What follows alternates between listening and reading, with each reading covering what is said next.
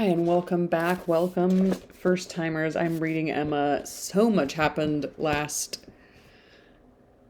chapter, and there was that beautiful sentence about no second meeting had there been between Frank Churchill and Emma. The room at the Crown was to witness it, was to witness their second meeting. But it would be better than a common meeting in a crowd. It was going to be at a ball. But then Emma came early because Mr. Weston was like, I need your opinion about stuff. But then like 3 other carriages came with people to also get their opinion. So Emma kind of felt like, wait, what? I thought I would be the only one. Like, you guys don't just care about my opinion? And then Mrs. Elton thought this whole ball was for her. And then Mrs. Elton and Mr. Elton had this whole, like, planned surprise attack to, like, slight Harriet Smith at this ball and be like, I think I'm going to dance with this person. And somebody was like, yeah, she doesn't dance anymore. What about Harriet Smith? She's, like, right here. And he's like, yeah, I just don't dance anymore. I'm retired from dancing. Never mind. And went and sat down, and Mrs. Elliot was like, yeah, that's my man. Stupid Harriet. In front of God and everybody. Whoa. And then there's this hot, tense moment at the end, which is hot in the movie, the newest movie. I didn't even get to Emma. I didn't finish the Emma from the Gwyneth Paltrow one, but I couldn't tell if that was hot or not, but where he's like, who are you going to dance with? And she's like, well, I guess you, if you'll ask me. And he's like, well, will you? And she's like, yeah, I mean, I will. Like, we're not really brother and sister. And he's like, brother and sister? No. Look at me up and down in my best dress. So we're in volume 3. I just learned that novels back in the day but cheaper to make them in volumes, and also anticipation for readers, but also what was it, better to have volumes back in the day because of money and anticipation. And there was something else that I was thinking about, but maybe I already said it. Volume 3, Chapter 3. This little explanation with Mr. Knightley gave Emma considerable pleasure. It was one of the agreeable recollections of the ball, which she walked about the lawn the next morning to enjoy. She was extremely glad that they had come to so good an understanding respecting the Eltons, and that their opinions of both husband and wife were so much alike. And his praise of Harriet, his concession in her favour, was particularly gratifying. The impertinence of the Eltons, which for a few minutes had threatened to ruin the rest of her evening, had been the occasion of some of its highest satisfactions, and she looked forward to another happy result, the cure of Harriet's infatuation. Yeah. From Harriet's manner of speaking of the circumstance before they quitted the ballroom, she had strong hopes. It seemed as if her eyes were suddenly opened, and she were enabled to see that Mr. Elton was not the superior creature she had believed him. The fever was over, and Emma could harbour little fear of the pulse being quickened again by injurious courtesy. She depended on the evil feelings of the Eltons for supplying all the discipline of pointed neglect that could be further requisite. Harriet rational, Frank Churchill not too much in love, and Mr. Knightley not wanting to quarrel with her. How very happy a summer must be before her! She was not to see Frank Churchill this morning. He had told her that he would not allow himself the pleasure of stopping by at Hartfield. As he was to be at home by the middle of the day, she did not regret it. Having arranged all these matters, looked them through, and put them all to rights, she was just turning to the house with spirits freshened up for the demands of the two little boys, as well as their grandpapa, when the great iron sweep-gate opened, and 2 persons entered whom she had never less expected to see together. Frank Churchill, with Harriet leaning on his arm. Actually Harriet. A moment sufficed to convince her that something extraordinary had happened. Harriet looked white and frightened, and he was trying to cheer her. The iron gates of the front door were not 20 yards asunder. They were all three soon in the hall, and Harriet, immediately sinking into a chair, fainted away. A young lady who faints must be recovered. Questions must be answered, and surprises be explained. Such events are very interesting, but the suspense of them can not last long. A few minutes made Emma acquainted with the whole. Miss Smith and Miss Bickerton, another parlour boarder at Mrs. Goddard's, who had been also at the ball, had walked out together and taken a road, the Richmond road, which, though apparently public enough for safety, had led them into alarm. About a half a mile beyond Highbury, making a sudden turn and deeply shaded by elms on each side, it became for a considerable stretch very retired. And when the young ladies had advanced some way into it, they had suddenly perceived a small distance before them, on broader patch of greensward by the side, a party of gipsies. Whoa! A child on the watch came towards them to beg, and Miss Bickerton, excessively frightened, gave a great scream, and calling on Harriet to follow her, ran up a steep bank, cleared a slight hedge at the top, and made the best of her way by a short-cut back to Highbury. But poor Harriet could not follow. She had suffered very much from cramp after dancing, and her first attempt to mount the bank brought on such a return of it as made her absolutely powerless, and in this state, and exceedingly terrified, she had been obliged to remain. How the trampers might have behaved, had the young ladies been more courageous, must be doubtful, but such an invitation for attack could not be resisted, and Harriet soon assailed by half a dozen children, headed up by a stout woman and a great boy, all clamorous and impertinent in look, though not absolutely in word. More and more frightened, she immediately promised them money, and taking out a purse, gave them a shilling, and begged them not to want more, or to use her ill. She was then able to walk, though but slowly, and was moving away, but her terror and her purse were too tempting, and she was followed, or rather surrounded, by the whole gang demanding more. In this state Frank Churchill had found her. She trembling and conditioning, they loud and insolent. By a most fortunate chance his leaving Highbury had been delayed, so as to bring him to her instant assistance at this critical moment. The pleasantness of the morning had induced him to walk forward and leave his horses to meet him by another road, a mile or two beyond Highbury, and happening to have borrowed a pair of scissors the night before of Miss Bates, and to have forgotten to restore them, he had been obliged to stop at a door and go in for a few minutes. He was therefore rather later than he had intended, and being on foot was unseen by the whole party till almost close to them. The terror which the woman and boy had been creating in Harriet was then their own portion. He had left them completely frightened, and Harriet, eagerly clinging to him, hardly able to speak, had just strength enough to reach Hartfield before her spirits were quite overcome. It was his idea to bring her to Hartfield. He had thought of no other place. This was the amount of the whole story, of his communication and of Harriet's as soon as she had recovered her senses and speech. He dared not stay longer than to see her well.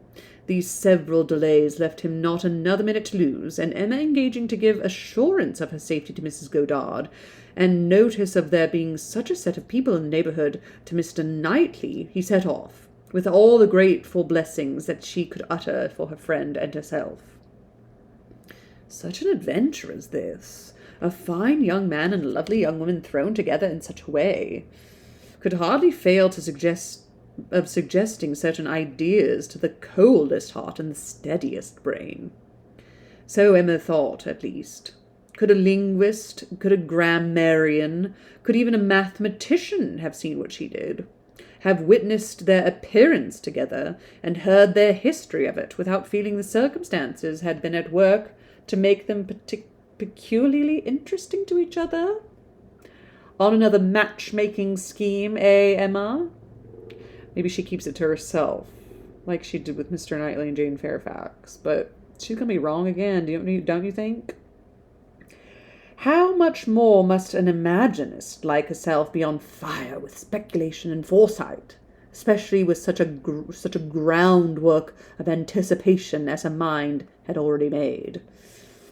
It was a very extraordinary thing.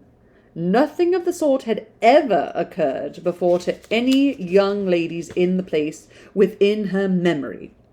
No rencontre, no alarm of the kind. And now it happened to the very person, and at the very hour, when the other very person was chancing to pass by to rescue her. It certainly was very extraordinary. And knowing as she did the favourable state of mind of each at this period, it struck her the more. He was wishing to get the better of his attachment to herself. She just recovering from her mania for Mr. Elton. It seemed as if everything united to promise the most interesting consequences. It was not possible that the occurrence should not be strongly recommended each to the other.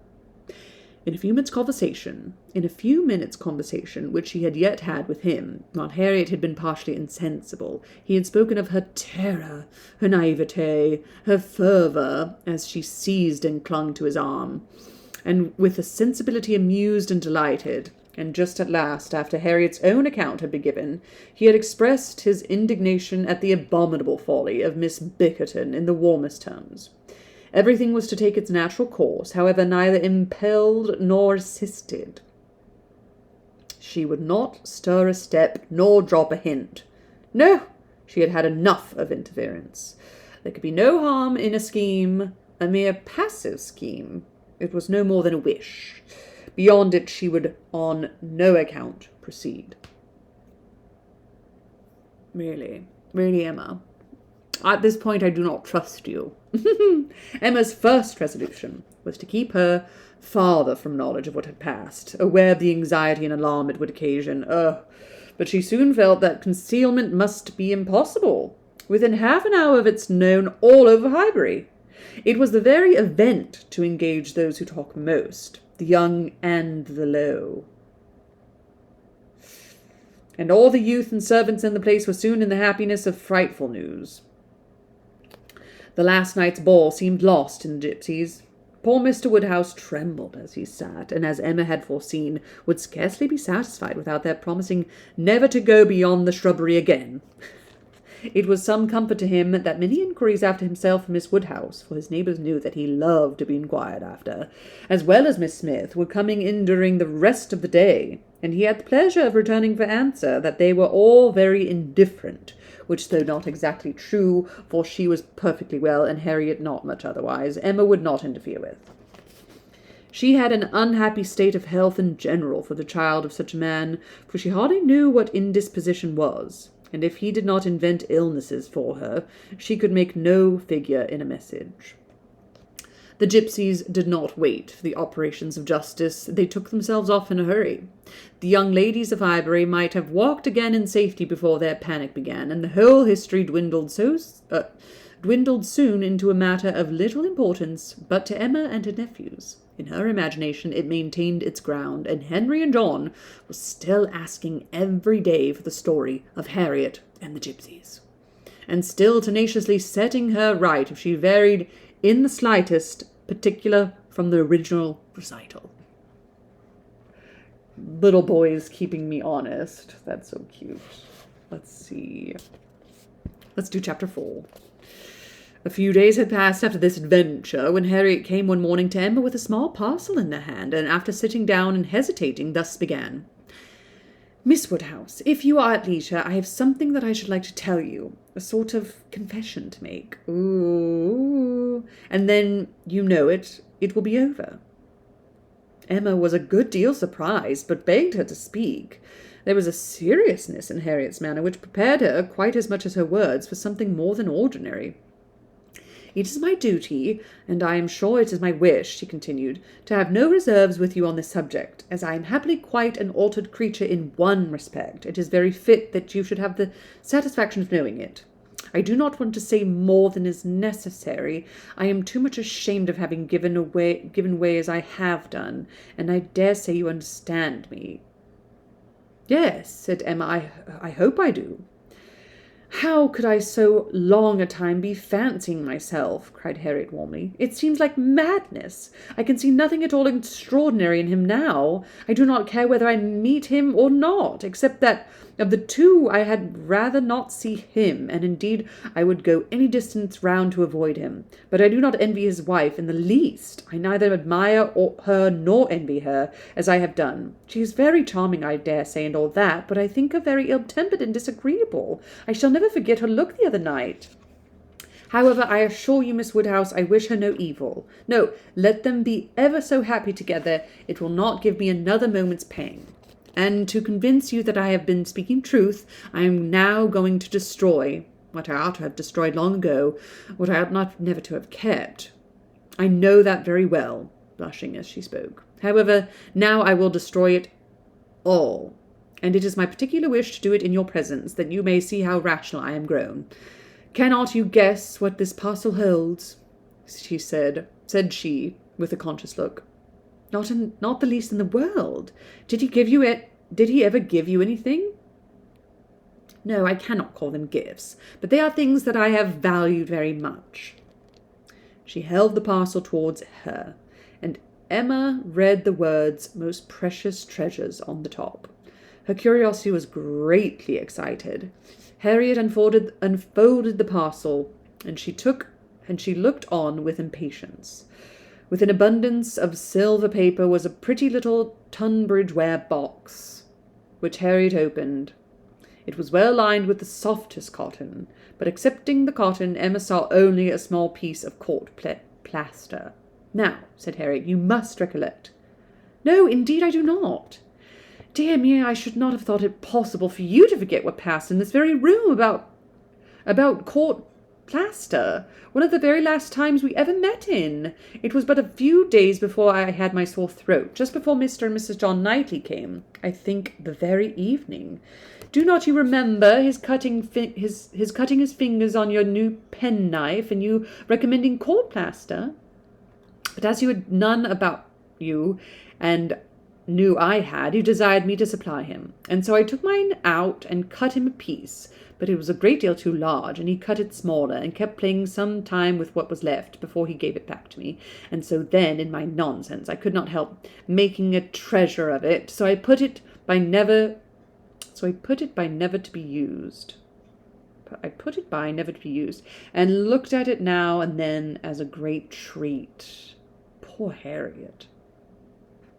My dearest Harriet, cried Emma, putting a hand before her face and jumping up.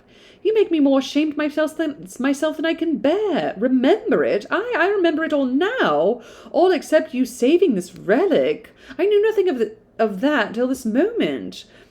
The cutting of the finger, and my recommending court plaster, and saying I had none about me. Oh, my sins, my sins! And I had plenty all the while in my pocket. One of my senseless tricks. I deserve to be under continual blush all the rest of my life. Well, sitting down again, go on, what else? And you really had some at hand yourself. I am sure I never suspected it. You did it so naturally. And so you actually put this piece of court plaster by for his sake, said Emma, recovering from her state of shame and feeling, divided between wonder and amusement, and secretly added to herself, Lord bless me, when should I have ever thought of putting by in cotton a piece of court plaster that Frank Churchill had been pulling about? I never was equal to this. Here, resumed Harriet, turning to her box again, here is something still more valuable. I mean that has been more valuable, because this is what did really once belong to him, which the court plaster never did.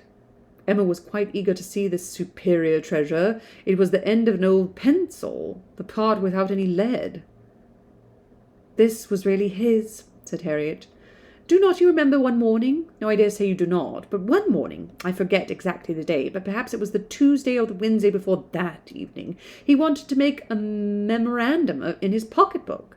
It was about spruce spear. Mr. Knightley had been telling him something about brewing spruce spear, and he wanted to put it down, but he took out his pencil, and there was so little lead that he soon cut it away, and it would not do, so you lent him another, and this was left upon the table as good for nothing, but I kept my eye on it, and as soon as I dared, caught it up, and never parted with it again from that moment. I do remember it, cried Emma. I perfectly remember it. Talking about spruce beer? Oh, yes, Mr. Knightley and I both saying we liked it, and Mr. Elton seeming resolved to learn to like it too. I perfectly remember it. Stop. Mr. Knightley was standing just there, was he not? I have an idea he was standing just there. Ah, I do not know. I cannot recollect. It is very odd, but I cannot recollect. Mr. Elton was sitting here. I remember much about where I am now. Well, go on. Oh, that's all. I have nothing more to show you or to say, except that I am now going to throw them both behind the fire, and I wish you to see me do it. My poor dear Harriet, and have you actually found happiness in treasuring up these things? Yes, simpleton as I was, but I am quite ashamed of it now, and I wish I could forget it as easily as I can burn them. It was very wrong of me, you know, to keep any remembrances after he was married. I knew it was, but I had not resolution enough to part with them. But, Harriet, is it necessary to burn the court plaster? I have not a word to say for the bit of old pencil, but the court plaster might be useful. I shall be happier to burn it, replied Harriet. It has a disagreeable look to me. I must get rid of everything. There it goes, and there is an end. Thank heaven of Mr. Elton. And when, thought Emma, will there be a beginning of Mr. Churchill? She had soon afterwards reason to believe that the beginning was already made, and could not but hope that the gipsies, though she had told no fortune, might be proved to have made Harriet's. About a fortnight after the alarm, they came to a sufficient explanation, and quite undesignedly. Emma was not thinking of it at the moment, which made the information she received more valuable. She merely said, in the course of some trivial chat, "Well, Harriet, whenever you marry, I would advise you to do so and so. To do so and so." And thought no more of it till after a minute's silence she heard Harriet say in very serious tone, "I shall never marry." Emma then looked up, and immediately saw how it was, and after a moment's debate as to whether it should pass unnoticed or not, replied, "Never marry? This is a new resolution." "It is one that I shall never change, however." After another short hesitation, I hope it is not in compliment to Mr. Elton." "Mr. Elton, indeed!" cried Harriet indignantly. "Oh, no!" And Emma could just catch the words. "So superior to Mr. Elton." She then took a longer time for consideration. Should she proceed no farther? Should she let it pass, and seem to suspect nothing? Perhaps Harriet might think her cold or angry if she did, or perhaps if she were totally silent it might only drive Harriet into asking her to hear too much, and against anything like such an unreserve as had been, such an open, frequent discussion of hopes and chances, she was perfectly resolved. She believed it would be wise of her to say and no at once, all that she meant and say and no. Plain dealing was always best. She had previously determined how far she would proceed on any application of the sort, and it would be safer for both to have the judicious law of her own brain laid down with speed. She was decided, and thus spoke. "Harriet, I will not affect to be in doubt of your meaning. Your resolution, or rather your expectation of never marrying, results from an idea that the person whom you might prefer would be too greatly your superior in situation to think of you. Is not it so?" "Oh, Miss Woodhouse, believe me, I have not the presumption to suppose. Indeed, I am not so mad, but it is a pleasure to me to admire him at a distance, and to think of his infinite superiority to all the rest of the world with gratitude, wonder, and veneration, which are so proper in me especially." "I am not at all surprised at you, Harriet. The service he rendered you was enough to warm your heart." "Service? Oh, it was such an inexpressible obligation. The very recollection of it, and all that I felt at the time when I saw him coming, his noble look, and my wretchedness before, such a change, in one moment such a change, from perfect misery to perfect happiness." "It is very natural. It is natural, and it is honourable. Yes, honourable, I think, to choose so well and so gratefully. But that it will be a fortunate preference is more than I can promise. I do not advise you to give way to it, Harriet. I do not by any means engage for its being returned. Consider what you are about. Perhaps it will be wisest in you to check your feelings while you can. At any rate, do not let them carry you far, unless you are persuaded of his liking you. Be observant of him. Let his behaviour be the guide of your sensations. I give you this caution now, because I shall never speak to you again on the subject. I am determined against all interference. Henceforward I know nothing of the matter. Let no name ever pass our lips. We were very wrong before. We will be very cautious now. He is your superior, no doubt, and there do seem objections and obstacles of a very serious nature. But yet, Harriet, more wonderful things have taken place. There have been matches of greater disparity. But take care of yourself. I would not have you too sanguine. Though, however it may end, be assured that your raising your thoughts to him is a mark of good taste, which I shall always know how to value. Harriet kissed her hand in silent and submissive gratitude. Emma was very decided in thinking such an attachment no bad thing for her friend. Its tendency would be to raise and refine her mind, and it must be saving her from the danger of degradation. Wow.